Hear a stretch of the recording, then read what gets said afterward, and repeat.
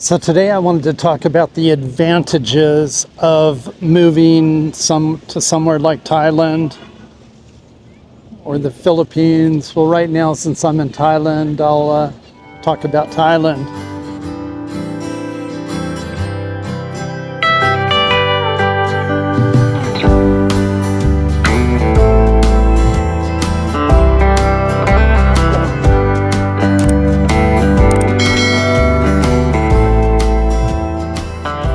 Anyway, one of the big advantages here would be the quality of life.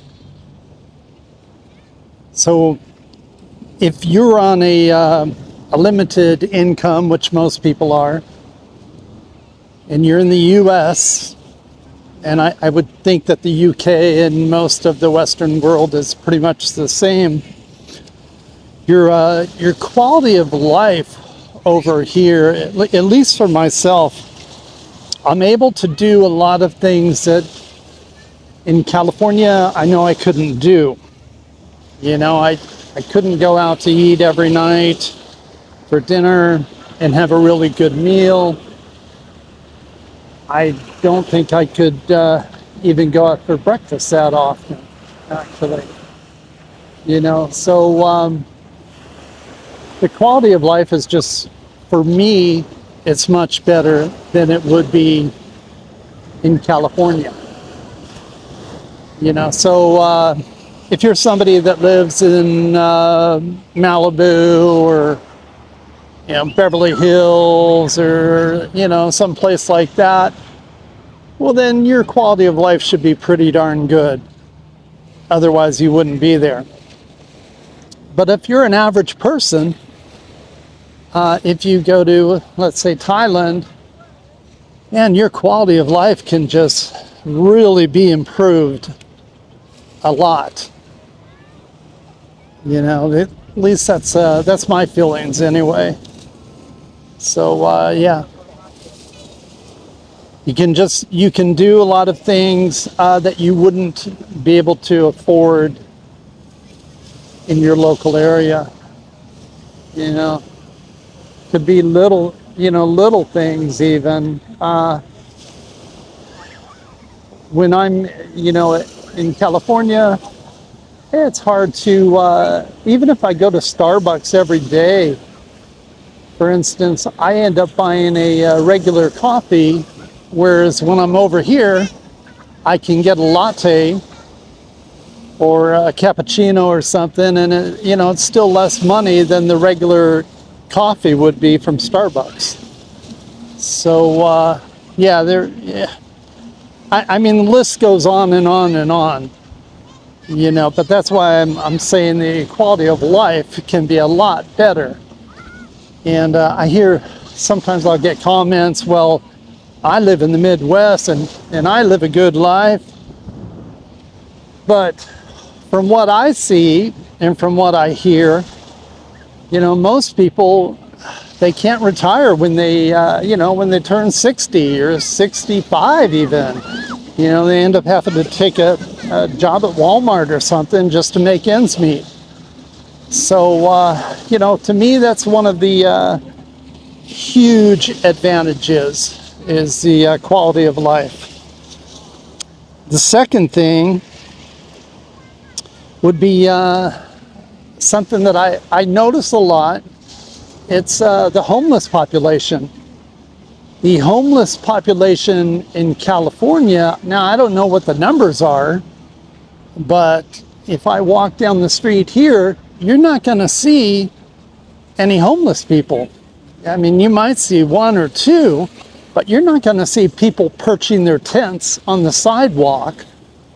So, which makes me believe, that as I see the cars driving down the streets over here, although the wages are much lower than they are in the U.S., people have nice cars. You don't see tents all over the place. You don't hear much of a political divide or anything like that. So all in all, the quality of life, I think it's much better. I don't think, I know it's much better. And then as far as the homeless goes, there's very few homeless people here.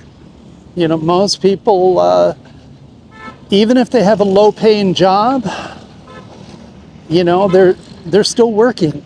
You got the people on the beach here that they sell stuff, whether it be, you know, balloons for the kids or food, street food, you know, whatever it is.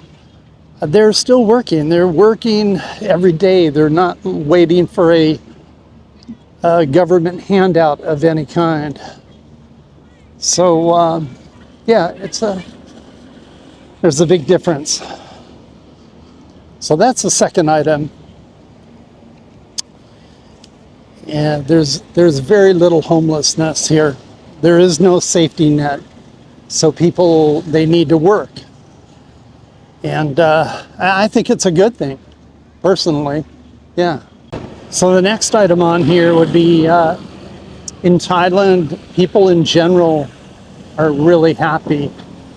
You know, they call it the land of smiles. And I believe that's, you know, most of the time when somebody greets you, they will always smile. You know, it's, I think there's a less stress here. It's a lot more laid back. You know, it's hard to describe, but it's more laid back.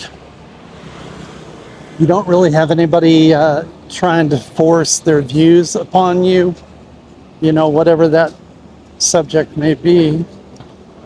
But yeah, people are happy.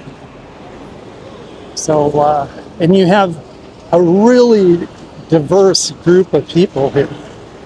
You know, you've got people from all over the world, but yet everybody seems to get along pretty well. So the next item on my list is going to be food.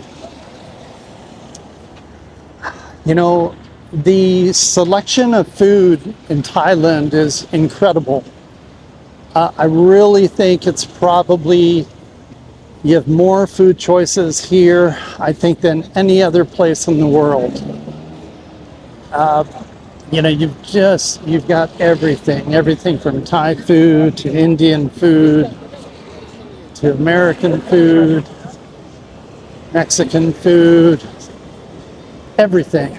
Everything is here. And you've got all different price categories too.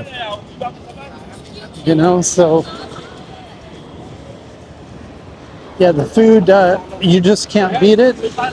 And the prices are fantastic. You know, so I just feel like food cannot be beat here. And then you also have healthier choices. You know, so a lot of vegetables and stuff are fresh. You know, so it's easier to eat healthier here if that's you know, if that's your main focus.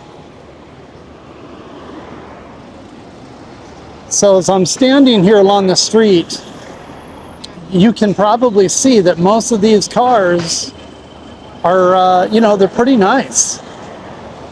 Yeah, you'll see Teslas, you'll see a Ferrari every once in a while, or a Lamborghini.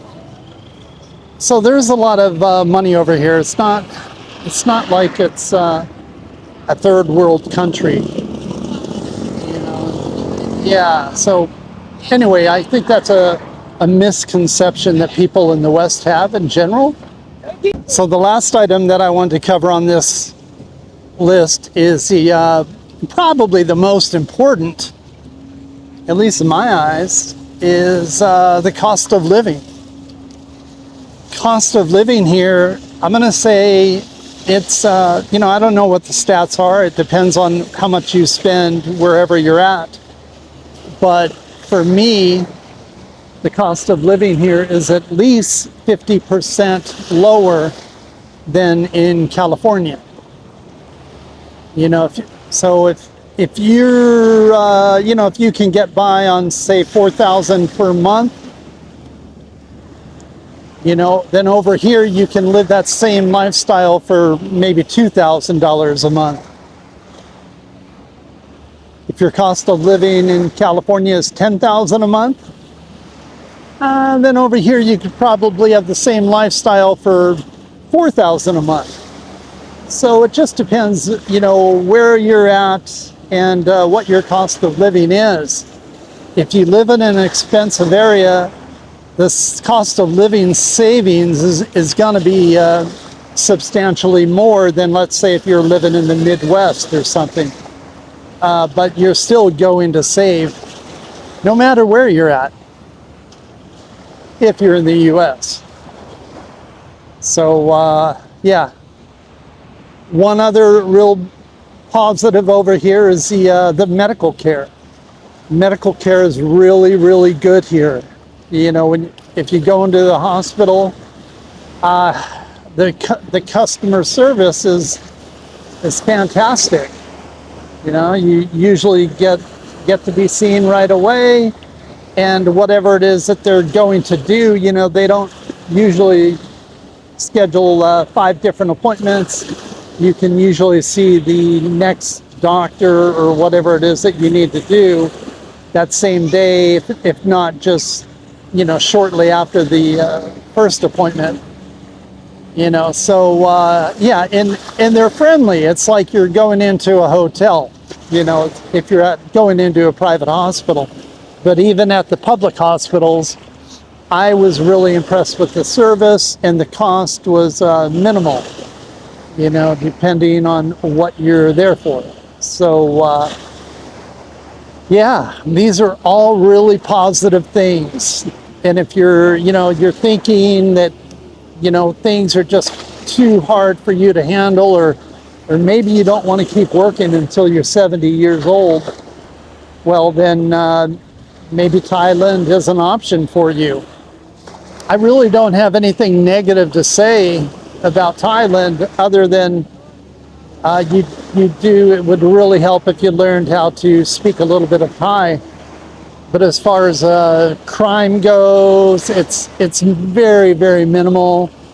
Cost of living is incredible. To me, it's just a great place for somebody to retire. So. But no matter who you are or where you're at, you will always get the naysayers, or I'd like to say the negative Nancys, that will say, "Oh, you're crazy. You can't leave this town." It's the same as if you're changing jobs. People will say, "Oh, you don't want to do that. You don't want to do that." Part of that's because they can't live the same life that you're living, or they don't want to see you get ahead, or maybe they're just jealous. Either that, or they just can't think outside the box that they've been in. So anyway, hey, thank you so much for watching this or listening to me talk, and have a good day or evening, wherever you're at. Well, whatever time it is, wherever you are.